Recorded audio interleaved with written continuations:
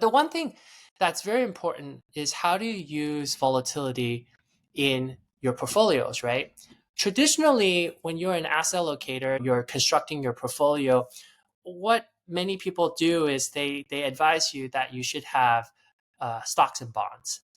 Typically, a typical portfolio is like a 60% equity portfolio, 40% bond portfolio. And the reason why they mentioned this is that historically, stocks and bonds are negatively correlated.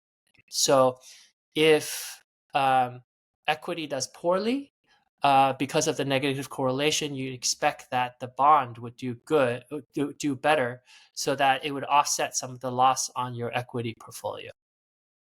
But in terms of correlation, year to date, is that we've seen that some of that correlation has broken down. And we've seen actually in a lot of 2023 and 2024 that persistent negative correlation has actually decreased, if not gone positive. And that means that if stocks are doing poorly, bonds are also doing poorly.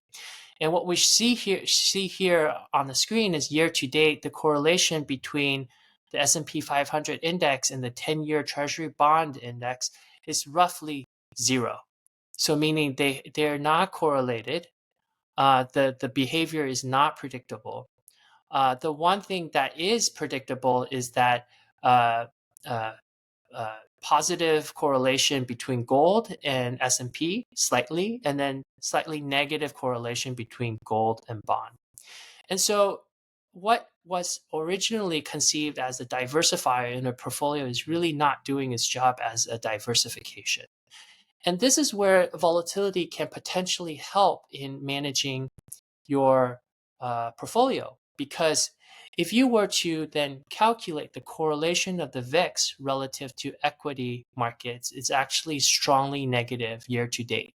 So meaning if equity markets are doing poorly, the VIX index is actually performing positively relative to equities. And then there's a slight positive correlation to bonds, and again, a strong negative correlation to gold.